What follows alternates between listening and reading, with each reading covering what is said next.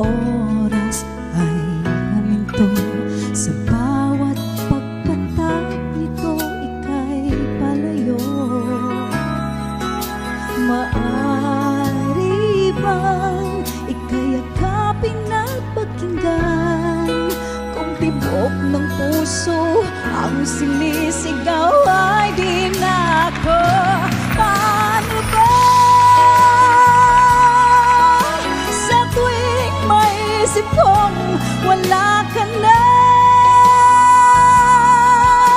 Paano ba ang bukas? Nasanay na ang puso kong laging kasama ka. Kung ako'y iiwan, pwede bang bukas na lang? Sa pagpipit ng aking mga mata, patulo ng luha ay nadama. Sa iyong yakap, pag-ibig ay aking nadama, at ninanais sa pagising, ikaw ang kapiling. Paano ba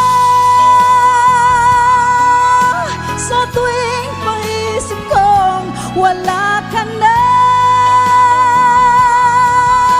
Paano ba ang bukas? Nasanay na ang puso kong laging kasama ka. Kung ako'y iiwan, pwede bang bukas na lang?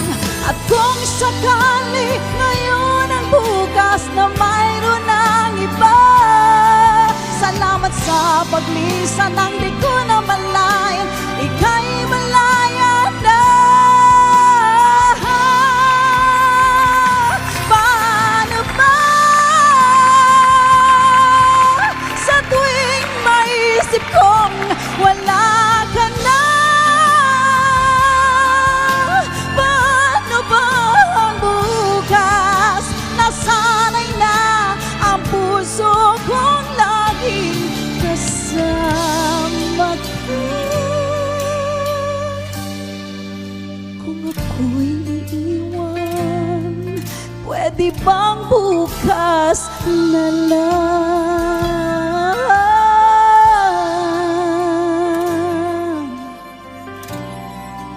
Kung ako'y iiwan, bukas na lang.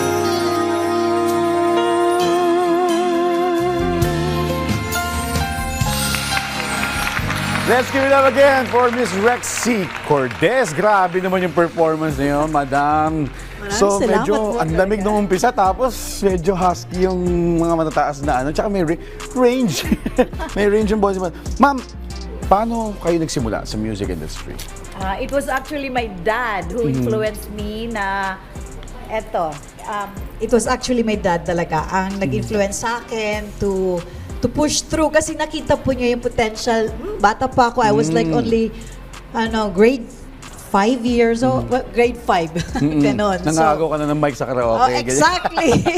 Nasubukan ko po yung kumanta ng yung parang combo-combo dati. Ah. So I was influenced by Regine as well. Okay. Yung kapanahunan niya. So my dad said, "Oh, come on, let's go. Ilublog kita sa dagat." Ayun. So you did those yung mga Yes. ritual na ganon? Yes. Na nilulubog sa tubig kasi pampaganda ng boses, Yes. ganon. Alright. Yes. Well, mukhang nagbunga naman talaga. And we heard that you won an international competition. Paano anong pakaramdam na nanalo ka sa isang international competition? Yeah, it was a World Championship of Performing Arts sa United States. Oh, okay. And I competed 75 countries and I represented United Kingdom. Ah. United Kingdom po. So kalaban ko po yung Pilipinas that moment. Pero puso Tinalo Pinoy mo. talaga. Pero tinalo mo. So yes, it was a God's blessing. It was actually overwhelming, exciting, and a lot of pressure. Sobra, lalo na long hours, practice, and then Especially yung yung pag nakita mo yung almost like 8 to 10 judges, international Oo, sa harap judges mo. in front of you, it was nerve-wracking Oo. talaga. So since hindi ka na pwedeng lumubog sa dagat o sa tubig, ano yung ritual mo bago yung performance para ma-handle mo yung pressure? Oh my gosh. So it's like maraming dasal at Okay. a lot of practice talaga. Yun. Tsaka yung lagi ko iniisip yung yung why am I here? Why I'm competing? Because I love to sing and this is my really my passion, my first love baga. And then so I love to connect to a lot of people through music. Alright. Well, saan pwede makita o marinig ng ating mga ka-RSP music mo at saan nila pwede mapanood yung performances? Oh yes, please do. Please check me out. My name is Rexy. You can write it down, RECHC. It's my original songs are available on Spotify, Amazon, Deezer, sa lahat ng music platform po. Para po marinig niyo po ang other original songs. And please follow me on TikTok, Yun. Instagram, and Rexy Official on Facebook page. Rexy. Anong spelling nito, Rexy? Rexy Official is big letter R, then ECH, C. then big letter C na naman. Hirap Okay. na nga then official. Parang Alright. Rexy Official. Meron ka ba mga upcoming projects, events? You can invite her. Yes. So actually, I have a upcoming concert coming up sa United Kingdom.